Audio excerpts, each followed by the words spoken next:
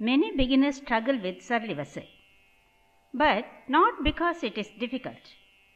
It's because of how it is practiced. In this video, I'll show you 3 common mistakes that make Sarali Varisai feel hard and how you can fix them. The first mistake is unclear swaras.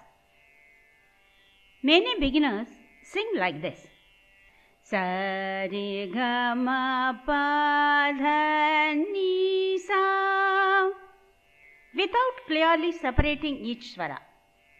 When the swaras are not distinct, everything starts sounding mixed and the exercise becomes confusing. To fix this, slow down your singing. Sa re ga ma pa dha ni sa.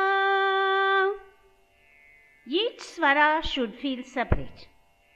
Focus on making each swara clear and precise before moving forward. The second mistake is speed confusion. Sa re ga ma pa dha ni sa. Trying to sing faster too early creates tension and loss of control. The first speed, sa re ga ma pa dha ni sa. Steady, even and controlled. If the first speed is not steady, the higher speeds will only make it worse. So, stay in first speed until your swaras are stable and comfortable. Speed should come naturally after clarity. The third mistake is tala misalignment. Sa re ga ma pa dha ni sa.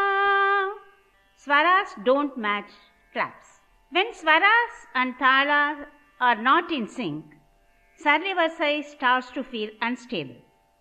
Even if the swaras are correct, the lack of rhythm makes it difficult to follow.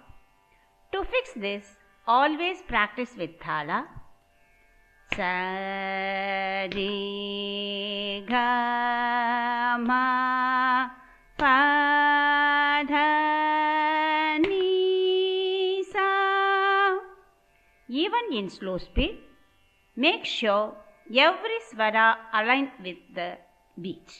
If Sarali Varisai feels hard, it is usually because of these 3 mistakes, not because the exercise itself is difficult.